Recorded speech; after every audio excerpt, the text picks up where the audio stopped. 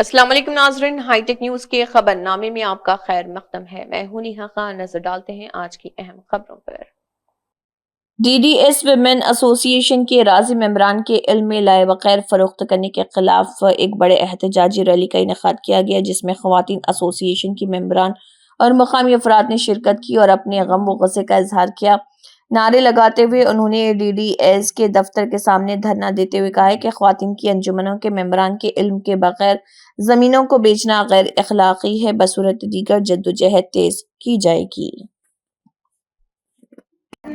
అందరూ గట్టిగా ఉన్నారు కదా ఇగో అంత ఇంకొకటి ఏమనంటే ఇంతసేపు సంతమ్మ మాట్లాడిండ్రు కదా।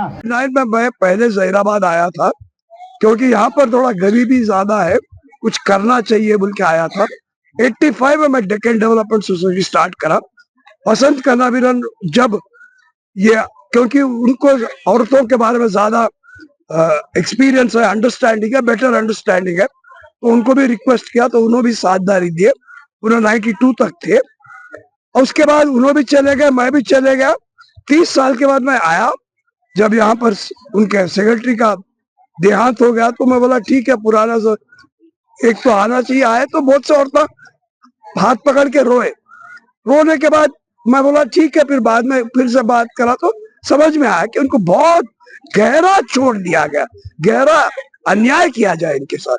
तो मैं बोला DDS को लिखा, फोन में बोला अरे कुछ करो। वो बोलते तू कौन है रे, राइट, तू कोई हक ही नहीं है, हमारा है, हम ही चलाते जो भी मर्जी है। तो मैं बोला ठीक है, आप समझ रहे हैं कि आप हिटलर है तो हम क्या है, हम थोड़ी मानते हैं ऐसी चीजों को। फिर पूरे चीजें 1 साल लगे, कागज पूरा जमा करने। इनके पास एक कागज नहीं है, एक डॉक्यूमेंट नहीं है, एक समझ नहीं है, कुछ भी पढ़े लिखे नहीं है। इनके साथ अपन ज्यादा प्यार मोहब्बत से गुजारना चाहिए, right. It is unequal, they are not equals to us. How can you say मैं ये कागज बता रहा हूँ, तुम्हारी कागज दिखाओ, अरे ये अपना कर्तव्य है, राइट। सो मैं बोला नहीं, अब पूरा कागज आ गया है, अब पूरे लोग को समझाए।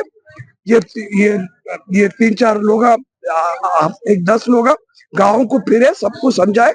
आज इतने औरतें आए, और भी आने थे मगर ठीक है, लेकिन उन लोगों को भी अब विश्वास बढ़ रहा है, हम होंगे कामयाब। मन में है विश्वास, पूरा है विश्वास, हम होंगे कामयाब। किस चीज में?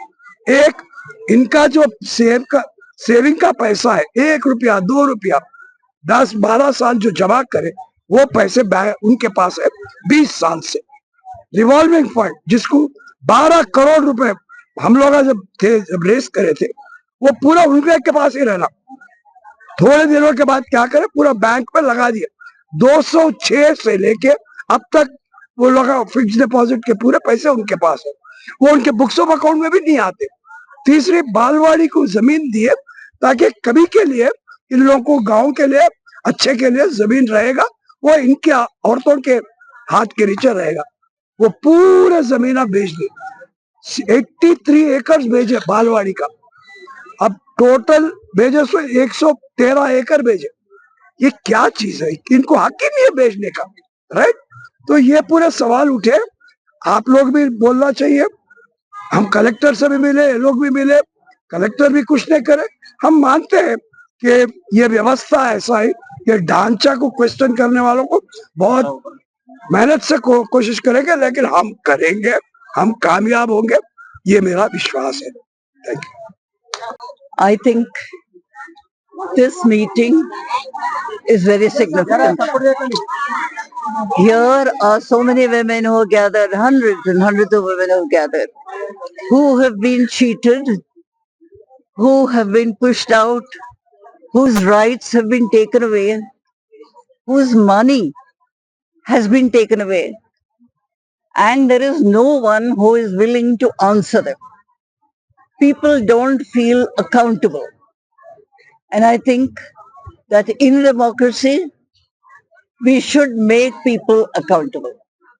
Whether they are people working in NGOs, people working in the government, people working in banks, or passers-by, every single person should be accountable if somebody has been deprived or cheated or led down a garden path. Here you see this large number of women who have gathered. They won't come for nothing. Women just don't come. We didn't say we'll handing out 10 lakhs or 2 lakhs each. They have come to fight for their rights.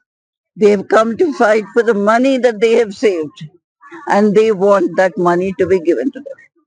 And I think their struggle will go on. Thank you.